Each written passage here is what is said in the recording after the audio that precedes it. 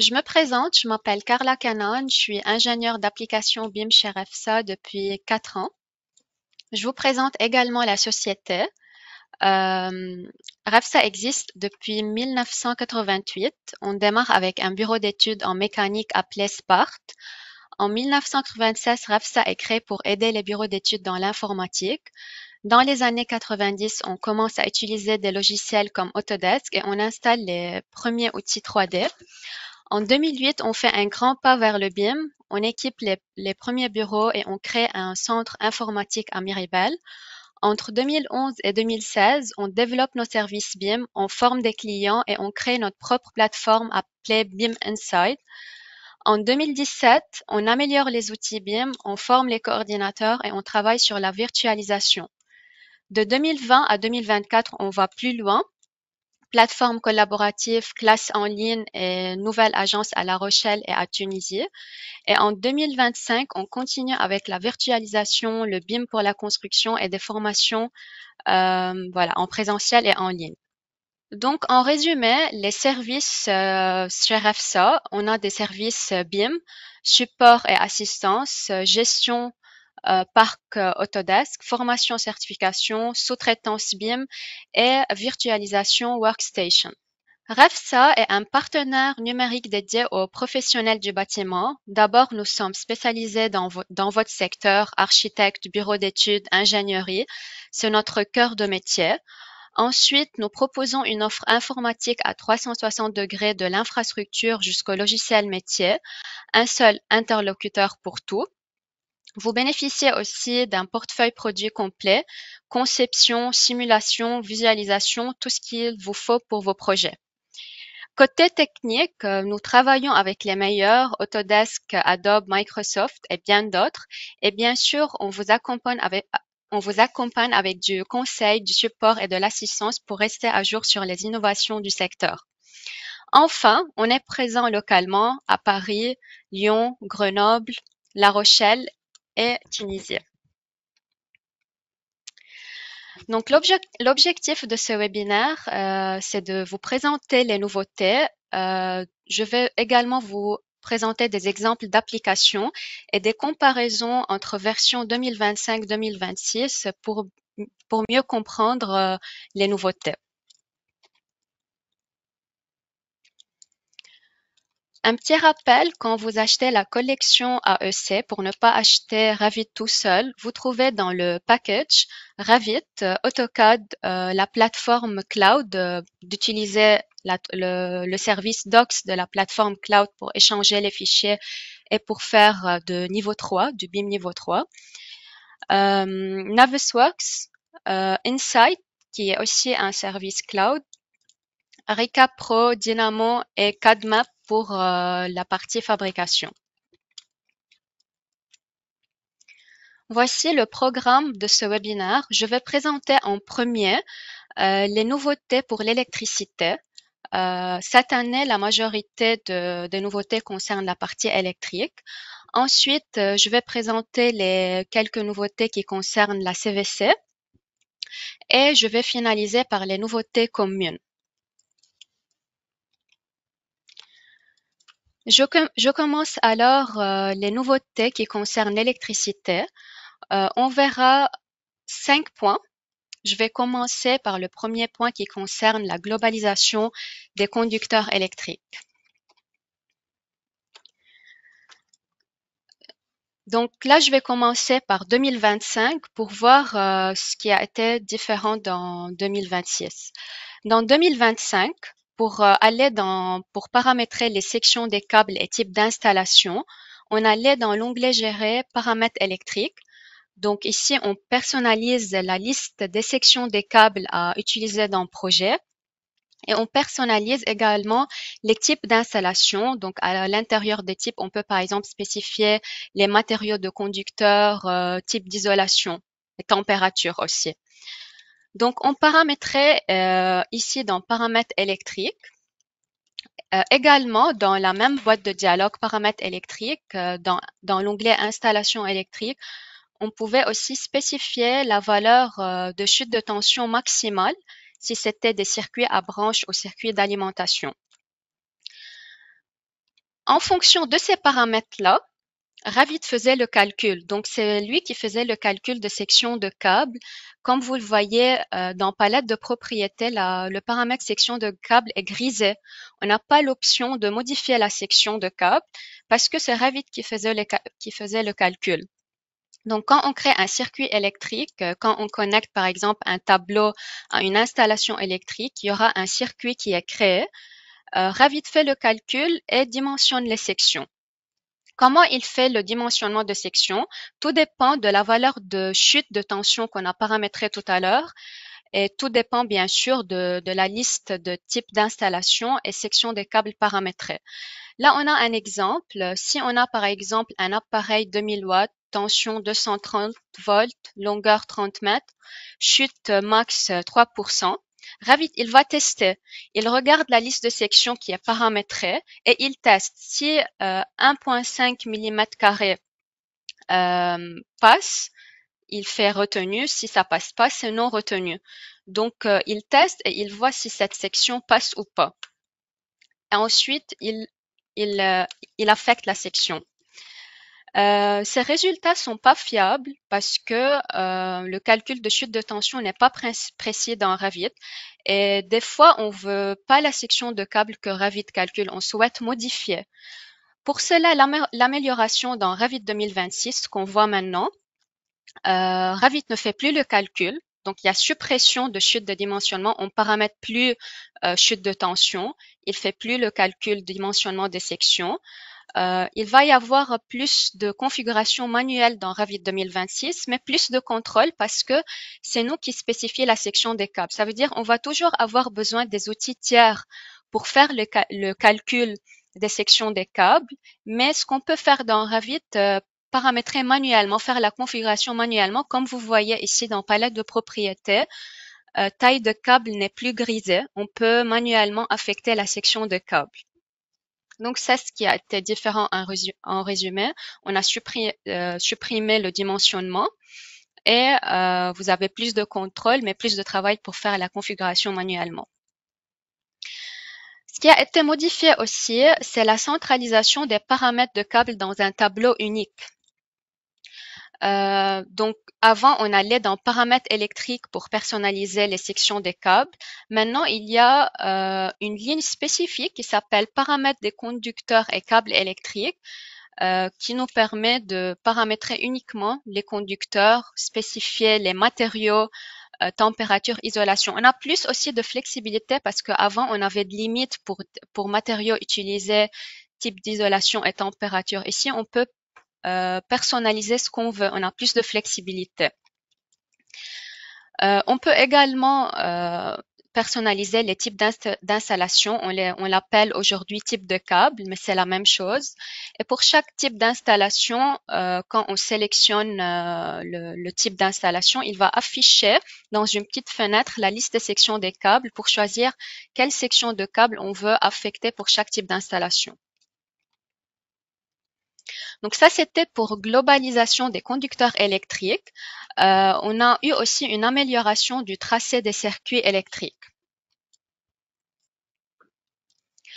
Donc, pareil, avant de vous montrer la nouveauté concernant la trajectoire du circuit, je vais vous montrer avec une petite vidéo comment on gère le circuit électrique dans Revit. Quand on crée un circuit, Revit, il crée l'acheminement du circuit automatiquement, il calcule sa longueur. Nous, ce qu'on peut faire des modifications, déplacer ce chemin de circuit, changer son acheminement parce que ça va impacter aussi la longueur du câble. Je lance la vidéo. Donc là, on a le circuit qui est créé, un panneau qui est connecté à des prises. En 3D, je vais sélectionner une prise. Je clique dans le ruban sur circuit électrique pour avoir accès à modifier la trajectoire. Et là, on voit l'acheminement de la trajectoire par défaut. On a deux options. Choisir... Attendez, pardon. Je vais juste relancer parce que j'ai eu une coupure de vidéo.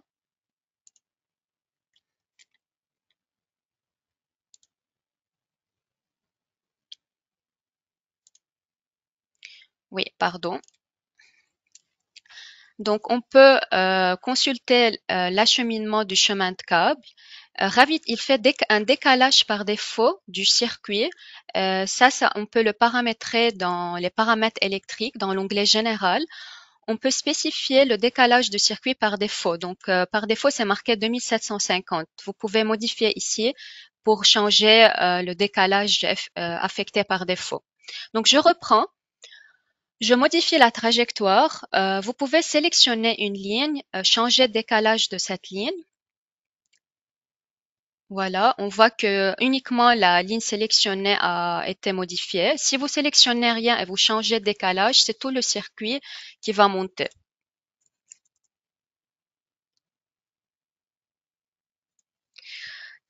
Vous pouvez sélectionner les points de contrôle, voilà, déplacer pour changer l'acheminement. Vous pouvez de même ajouter des points de contrôle en faisant un clic droit, insérer un point de contrôle. À chaque fois que vous changez l'acheminement, il change la longueur du circuit. Donc là, si on ajoute encore un point de contrôle et on modifie, vous voyez, il modifie aussi la longueur du circuit. Donc, la nouveauté aujourd'hui, c'est qu'il y a plus de précision pour l'acheminement du circuit. Le chemin de circuit se trace directement vers le point d'insertion de la famille imbriquée. Ici, on parle de famille imbriquée. On va imaginer qu'on a une armoire principale. À l'intérieur de cette armoire principale, on a plusieurs tableaux divisionnaires. Donc, ce qu'on peut faire maintenant, on peut cibler.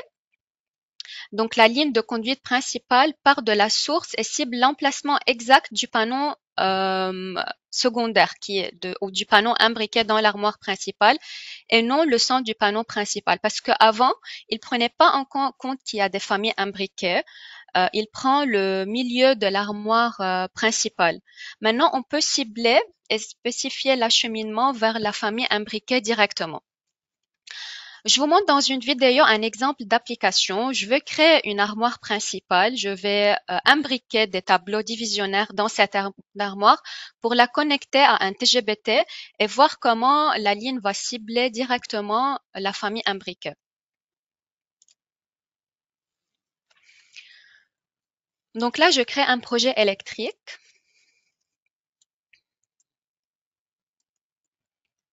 Je place un mur pour pouvoir positionner la famille hébergée, le TGBT.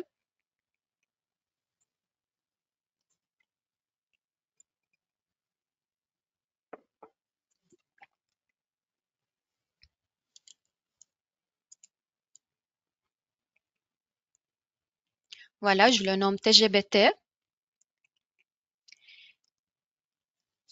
Je l'affecte également à un système de distribution pour que je puisse le connecter à l'armoire. Maintenant, je vais créer mon armoire principale. Je vais choisir le gabarit générique, modèle générique.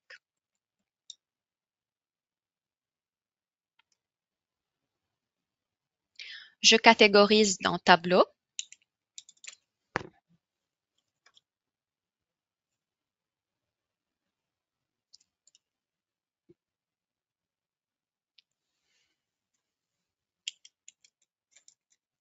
Donc ça, c'est mon armoire principale créée. Maintenant, je vais ouvrir en parallèle une famille existante, un tableau divisionnaire, pour l'imbriquer dans l'armoire principale. Donc, j'accède à la bibliothèque de Revit pour ouvrir le tableau.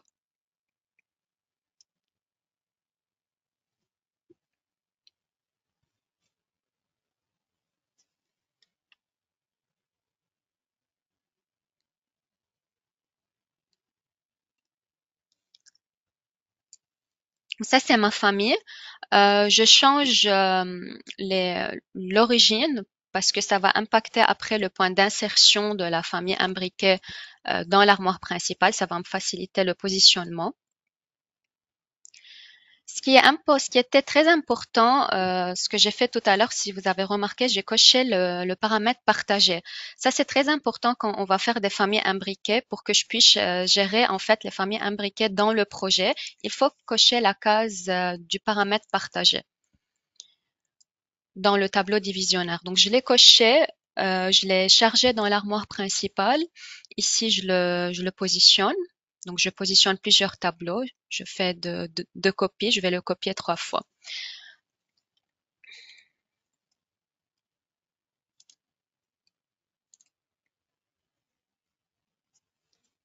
Voilà, ça c'est le paramètre partagé que j'ai coché tout à l'heure, juste pour vous montrer avant de charger le tableau dans l'armoire principale.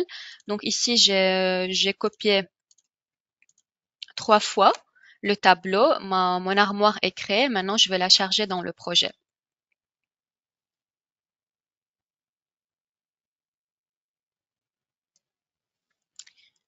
OK, donc on positionne l'armoire principale et maintenant on va connecter. Vous allez remarquer que je vais pouvoir facilement sélectionner la famille imbriquée et la connecter directement au TGBT. Ça c'est, je répète, grâce au paramètre partagé qui est coché.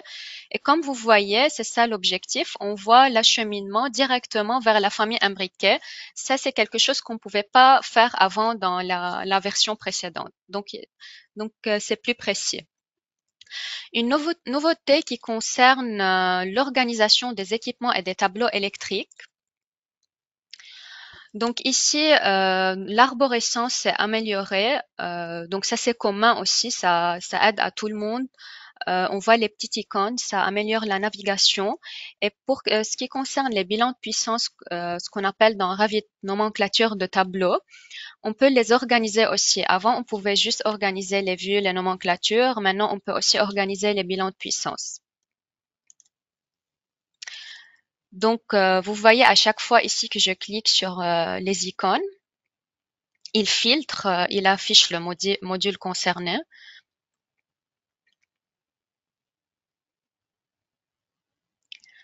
Je vais organiser maintenant les nomenclatures des tableaux.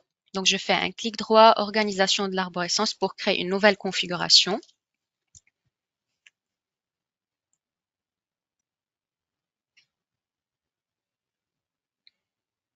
Et pour trier, là, je choisis de trier par niveau. Vous pouvez également trier par nom du panneau ou système de distribution. Et pour le filtre, pareil. Donc, j'applique et on voit que c'est trié par niveau.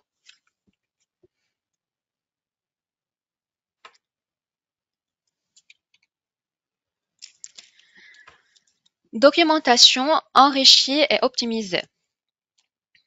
La documentation est enrichie et optimisée grâce à l'ajout des paramètres type d'éléments. Les panneaux, quand on crée des familles de tableaux catégorisés dans tableau électrique, on peut spécifier le type de cet élément, si c'est un tableau de raccordement, si c'est un transformateur. Donc, il n'y avait pas ces paramètres dans le projet avant pour qu'on puisse filtrer, par exemple, par type d'élément ou par système de distribution. On a ajouté ces paramètres et ils vont beaucoup améliorer la documentation parce qu'on va pouvoir appliquer des filtres. Comme ici, on applique des filtres pour qu'on puisse différencier entre transformateur, tableau de raccordement. Et voilà, ça, on peut retrouver les mêmes paramètres dans les étiquettes, dans nomenclature aussi. Donc ici, je vais créer un filtre, une application pour voir comment on peut utiliser ces paramètres pour améliorer la documentation. On peut faire ça avec des filtres. Je vais créer un filtre pour transformateur.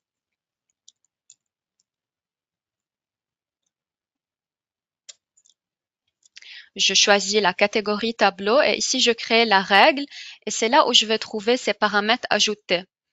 Je peux trouver les paramètres type d'éléments pour filtrer et affecter un affichage unique au transformateur. Je vais créer le même filtre pour les tableaux de raccordement.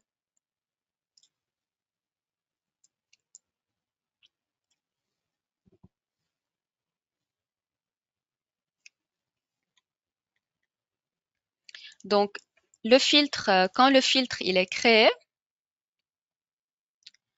on va dans raccourci VV. On va dans raccourci VV, on ajoute les filtres, on affecte une couleur.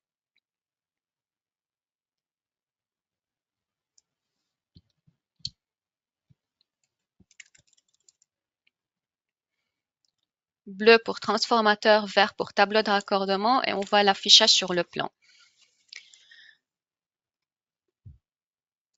Dernière nouveauté pour l'électricité, gestion de circuit plus efficace et cohérente. Donc cette nouveauté est intéressante parce qu'on peut améliorer la gestion de circuit dans le bilan de puissance dans les nomenclatures. Euh, Dans le bilan de puissance, en fait, on pouvait créer un espace réservé pour réserver en fait un circuit qu'on va créer plus tard. Donc même s'il n'est pas encore créé, on réserve son espace dans le bilan de puissance. Mais quand on veut sortir une nomenclature, il quantifie uniquement les circuits existants, il prend pas en compte les circuits réservés. L'amélioration effectuée, c'est qu'on peut maintenant quantifier et afficher tous les circuits existants et réservés. Et on peut voir aussi les paramètres. Ça veut dire, pour les réserves équipées, on peut voir le type de système de ce circuit réservé, le panneau, quel panneau il est affecté, et valeur de tension. Donc, des paramètres qui n'existaient pas aussi pour les espaces réservés. Pour créer un espace réservé, il faut bien sûr dans le tableau augmenter le nombre de disjoncteurs pour qu'on puisse réserver plus de circuits. Parce que là, c'est 12 nombres disjoncteurs, donc il va me permettre de faire 12 circuits uniquement. J'ai augmenté le nombre de disjoncteurs dans palette de propriétés pour que je puisse réserver des espaces. On a des espaces et réserves équipées. Donc, espace, ça veut dire je réserve juste un espace, mais qui va pas impacter le calcul dans le bilan de puissance. Ça veut dire il y aura pas une valeur de charge que je peux paramétrer ou de l'intensité. Dans réserve équipée, comme vous voyez, là, j'ai mis un exemple de valeur de 1000. Donc, ça va impacter en fait le calcul dans le bilan de puissance.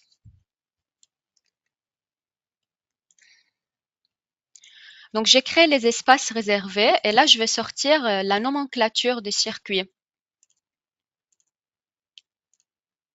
Ah.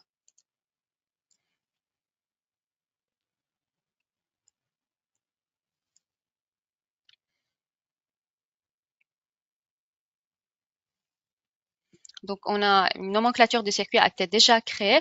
On voit ici qu'on a 14 circuits. Donc, on voit la quantification des 14 circuits, des espaces et des réserves équipées. On voit même les valeurs de tension, des panneaux, des types de systèmes. Donc, ce qui améliore la documentation aujourd'hui. On peut aussi créer des paramètres partagés, paramètres projets, et on peut les ajouter aussi aux espaces réservés. Avant, on pouvait juste les ajouter, ces paramètres partagés aux paramètres du projet, au circuit existant. Aujourd'hui, on peut les ajouter aux réserves équipées aussi. Et donc, par exemple, là, on a créé un paramètre usage circuit. Je vais l'ajouter à ma nomenclature.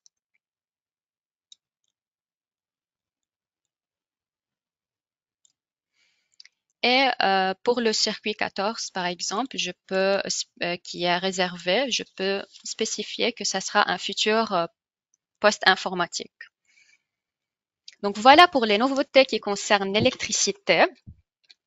Maintenant, on va voir les nouveautés pour CVC, optimisation des zones système, amélioration des segments analytiques pour gain et canalisation.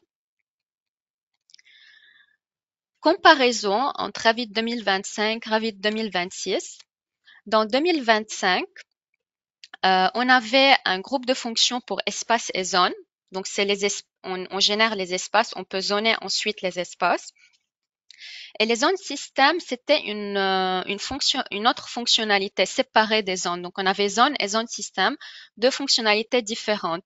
Les zones système vont me servir pour le modèle analytique et les zones vont me servir pour le modèle avant de créer le modèle analytique. C'était deux fonctionnalités séparées. Aujourd'hui, dans 2026, on a fusionné ces deux fonctionnalités. Donc, zone et zone système, c'est devenu une fonctionnalité unique. Donc, quand vous créez les zones, automatiquement, c'est comme si vous avez créé les zones système pour ne pas refaire le travail. On va faire exemple d'application, un exemple d'application. On va générer des espaces, zoner ces espaces, faire un espace par zonage par espace, pardon. Et on va placer des équipements aussi pour chaque zone pour voir comment on peut exploiter en fait cette nouveauté.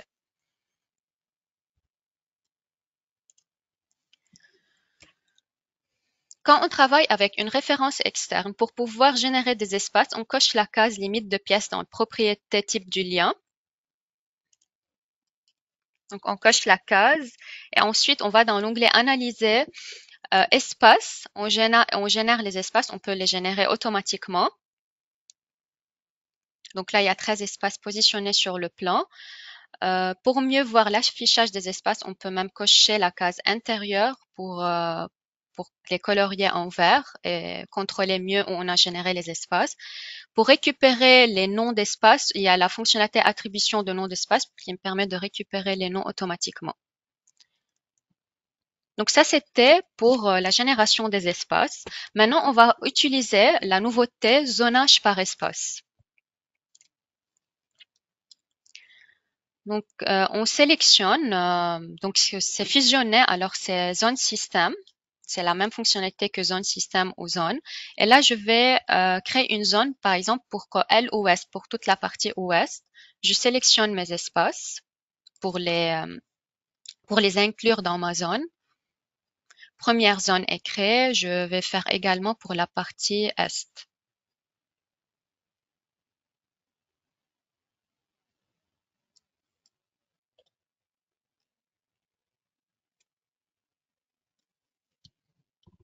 Donc, je vais alors au final faire 3 zones.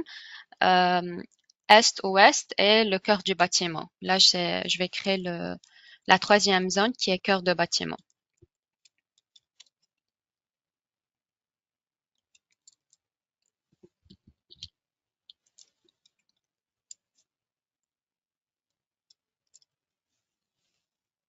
OK. C'est quoi l'objectif? Maintenant, vu que c'est une fonctionnalité fusionnée, on va pouvoir directement attribuer des équipements de zone à cette zone créée.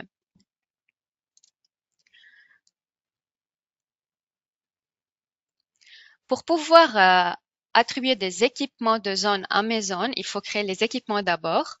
Donc, pour créer les équipements, j'ai ouvert le navigateur de système. J'ai ajouté un équipement.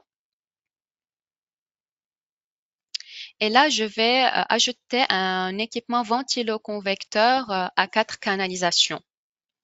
Et pour l'autre zone, je vais créer un ventiloconvecteur fluide frigorigène variable. On nomme l'équipement de zone, on définit son type. Là, on a la liste des types d'équipements qu'on peut définir. Je peux choisir aussi si je veux mettre cet équipement pour toute la zone ou pour chaque espace dans la zone. Pour pouvoir en fait finaliser la création de cet équipement, je dois créer une boucle d'eau. Donc, j'ai ajouté aussi une boucle d'eau.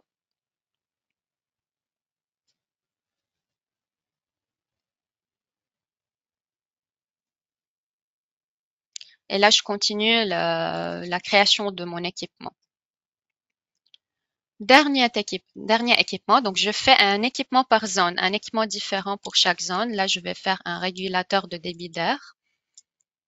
Je vais faire un équipement unique pour toute la zone. Donc, pour cela, j'ai choisi comme comportement regroupe des espaces.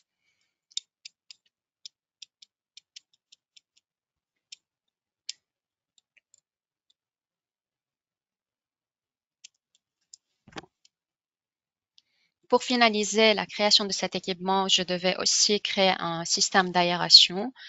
Et là, je finalise la création de mon équipement régulateur de débit d'air. Donc, les 3 équipements sont créés. Maintenant, je vais affecter chaque équipement à une zone. Voilà, donc là, je vais affecter mes équipements à chaque zone. Ensuite, ça va me permettre de créer des légendes. Donc ça n'existait pas aussi dans les anciennes versions de pouvoir en fait générer une légende par zone système. J'isole maintenant, je fais une isolation pour faire apparaître uniquement les zones système et la légende, ça facilite la gestion. Je sélectionne la zone système et là, je retrouve la liste de mes équipements. Je sélectionne chaque zone pour lui faire, pour lui affecter un équipement.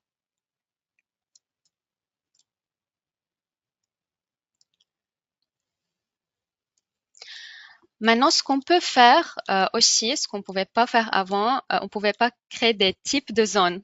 Voilà, donc là, on peut dupliquer, créer plusieurs types de zones. Ça va aussi améliorer la documentation dans nomenclature. Je vais vous montrer un exemple pour la création des types de zones. Donc, je crée un type de zone. Ici, je vais l'appeler type bureau. Et comme ça me permet de renseigner, par exemple, des points de consigne spécifiques pour ce type.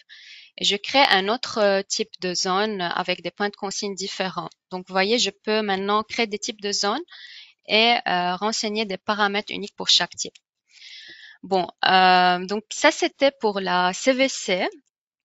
Il y avait aussi une amélioration concernant les segments analytiques. Ça, c'est une nouveauté qui a été ajoutée en 2025. Quand on trace les réseaux, Revit crée, si vous voulez, le modèle ou les segments analytiques des canalisations et des gaines automatiquement. On peut retrouver aussi ces catégories dans raccourci VV pour gérer leur affichage. Je vais vous montrer encore une petite vidéo pour voir à quoi ça se ressemble les segments analytiques.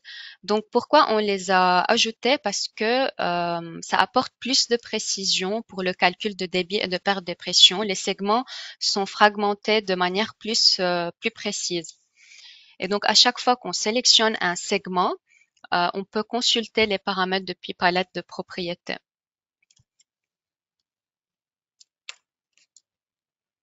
Donc, pour pouvoir sélectionner, on fait la touche tabulation. Vous voyez, là, j'ai sélectionné cette ligne. Cette ligne, c'est le segment de gain analytique. On consulte les valeurs. On peut aussi masquer, en fait, les réseaux physiques pour faire afficher que le modèle analytique.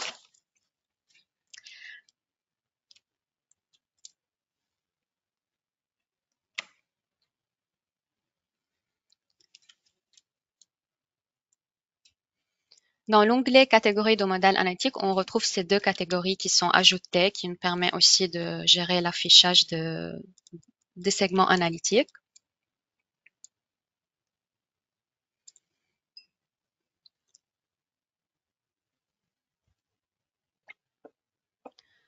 On peut afficher des étiquettes qui affichent directement les valeurs débit de perte de pression. Et on peut aussi les quantifier.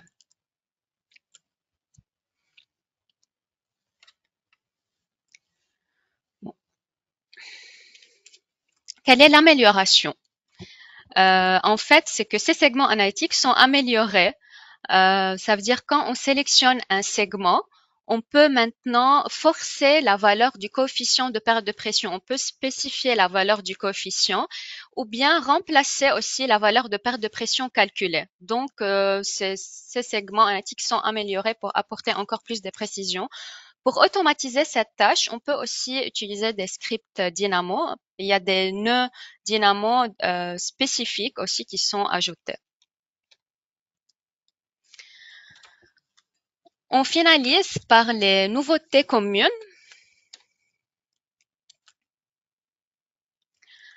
Amélioration d'affichage des catégories MAP. Il y a certaines catégories MAP comme équipement médical, protection contre incendie, appareil audiovisuel signalétique qui étaient pas qui étaient grisés en fait dans les modèles en fonction de la discipline de la vue. Aujourd'hui, on a résolu ce problème et on peut mieux les sélectionner, les gérer, l'affichage est amélioré de ces catégories. Une deuxième nouveauté, et ça concerne en fait les éléments de fabrication. Il y a un service qui s'appelle Map Content Editor. C'est un service cloud pour gérer la bibliothèque d'éléments de fabrication comme marque, gamme, produits. Il améliore la collaboration entre Revit et les outils dédiés pour cette partie de fabrication comme CADMAP, ESTMAP, CAMDUCT, en permettant d'utiliser et de mettre à jour ces éléments directement dans Revit. Donc, c'est synchronisé en fait avec CADMAP. L'amélioration concerne ce conteneur, éditeur de contenu MAP. Il inclut désormais un aperçu des connecteurs qui permet d'inspecter la géométrie avant de valider le modèle, avant de la valider dans le modèle. Donc, on voit un aperçu en fait des connecteurs en 3D avant de les valider. Euh, Cet aperçu met en évidence aussi l'origine du connecteur et les points d'accrochage pour offrir une meilleure compréhension. On peut aussi créer une vignette ou une miniature à partir de l'aperçu qu'on peut ensuite l'utiliser dans la liste des tableaux ou dans le navigateur du système pour différencier entre les objets. Toujours pour les éléments de fabrication, dans Revit 2026, on améliore la précision et la cohérence des adaptateurs, notamment grâce à de nouveaux connecteurs abaisseurs. Ces connecteurs sont désormais plus flexibles, ce qui permet un meilleur contrôle pour l'utilisateur, en particulier avec un paramètre d'extension indépendant. Donc, ceci va aider à améliorer les longueurs des pièces. Ils vont être plus constantes, la géométrie est plus précise et on évite les ajustements manuels sur les motifs à plat. Euh, je vous rappelle que vous pouvez monter en compétence avec nos formations BIM. Nous sommes là pour vous aider à devenir un expert BIM avec des modules pratiques, des kits de formation complets, des financements assurés et notre équipe de formateurs passionnés. Nos formations pour le MAP, on a tout le parcours complet sur Revit pour les débutants, intermédiaires 1, 2 et avancés. On a aussi des formations sur le produit CFD, Magicad, qui est un complément d'un Revit qui peut améliorer le calcul en se basant sur les normes européennes et la conception. Pour la partie fabrication, on a aussi des formations sur CADMAP et ASTMAP.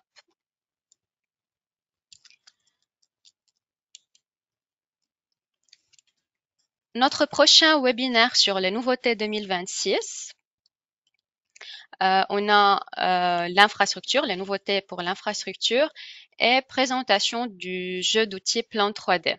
Donc, vous aurez les dates et les liens d'inscription dans la conversation. Vous pouvez trouver aussi nos livres blancs et articles. On a un livre blanc sur les jumeaux numériques, un livre blanc sur les projets d'infrastructure et la décarbonation dans le bâtiment. Merci pour votre participation et à bientôt.